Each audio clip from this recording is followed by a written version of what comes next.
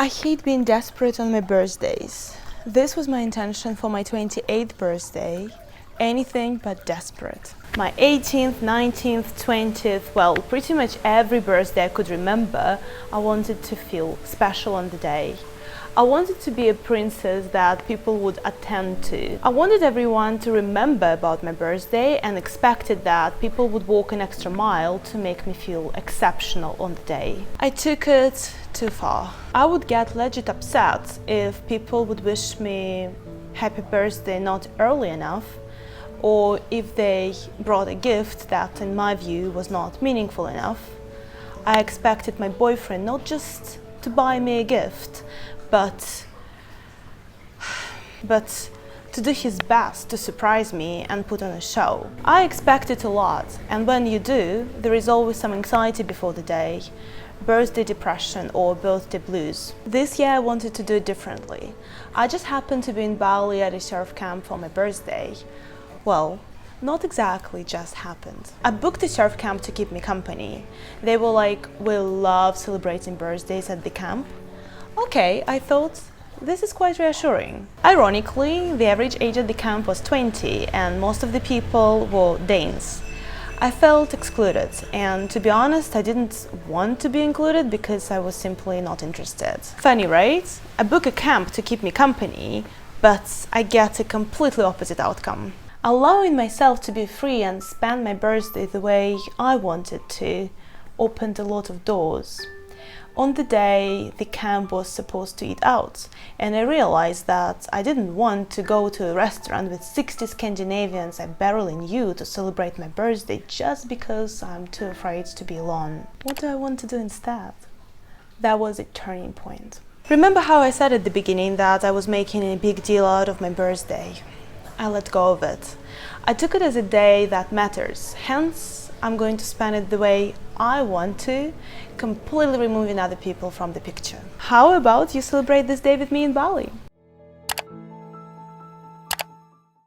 I woke up at 6 a.m. to surf. Waves on the day were too high, so high that I caught myself being like, shoot, this stuff is real. It was not the best conditions for beginner surfers. It was not too scary, but when I got in a set of big waves, I got exhausted. I reached the boat, but I couldn't even climb it. That's how tired I was. I got back to the surf camp at 11:30 and went to a massage at 12. I treated myself to a 90-minute deep tissue massage, which was very relaxing and exactly what my muscles needed after a surf. It wasn't the best massage in my life, to be fair, but I still enjoyed it. Side note here, when I was contemplating what I wanted to do, I was forcing some activities, like I need to do something very special.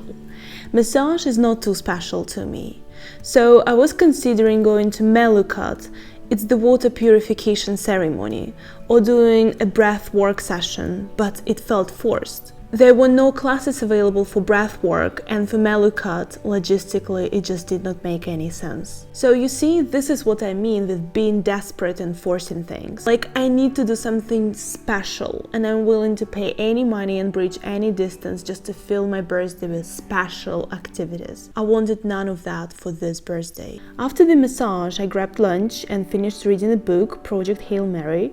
I had a delicious vega bowl, so healthy and fresh. This is what I call self-love. It's when I'm feeding myself with food that is good for my body. On the way to the surf camp, I stopped by at a place that looks like a jungle to read a bit more, have a matcha latte and call my mom. You're already rich and have a lot if you still have parents to call to. It was a very blissful and dear moment of my day. I returned to the camp to shower, where I met some girls from the camp I got along with. Yes, I did connect with some people. Not a lot, but few. I sometimes do wonder how a connection works and what causes a connection with someone. I was sharing a room with 3 girls, and one of them is Julie from Denmark. She's 20 years old, but we connected so well. It's like this feeling when a perfect stranger extends some kindness to you for no particular reason. This is how I felt with her on my birthday. She knew I didn't want to go to a restaurant with others, so she offered to spend the evening just with the 2 of us. I did not want this either, so I politely declined, but this gesture made me feel so loved. Love and kindness live in small things, in small, simple things. They laughed and they just went with the flow. I got a message on Bumble from someone asking me out. I didn't want to go, as I already envisioned having oysters by myself. I had never had oysters and thought to treat myself on the day, and reading a book and journaling. But this man was quite persistent, and I got a good vibe from him. You know, sometimes you cannot explain this, but it just feels right. So this is how it felt to me. At 8 p.m. I met him, and it was one of the best dates I've ever had. We had oysters, then got a cake at another place and grabbed a bottle of wine at the store and just went to the beach. We broke into a hotel's property. Don't worry, there was no one. We did not disturb anyone, but we got tempted by the view from that place. And it felt very adventurous as well. We shared quite some beautiful moments there. Fun fact! The moment I let go of control and of the need to make my birthday so special, it became special. The moment I stopped being desperate and instead focused on what I want, a lot of doors opened up. For example, I went to grab a glass of wine and read a book at the restaurant 1 minute away from the camp just before dinner. I was reading the book, sitting there, enjoying myself, and then I looked up and I saw a man passing by. A handsome man passing by the way. He smiled at me, and I smiled back. He passed by, and then a second later he returned and he asked me if he could join me for dinner. And that was the moment when I realized how abundant life is, and that it has so much to offer if I let it, and if I loosen the grip and let life and events in my life unfold the way they need to. Surprisingly, I didn't want to hear birthday wishes. In Russia, people usually call you and tell you a long list of wishes. It can go like this: congratulations on your birthday, I wish you health, happiness, prosperity, growth. I hope that the next year is gonna go better than the previous one. You're an amazing person, you have an awesome personality, please stay the same way. I wish you succeed in life, do well in your career, and I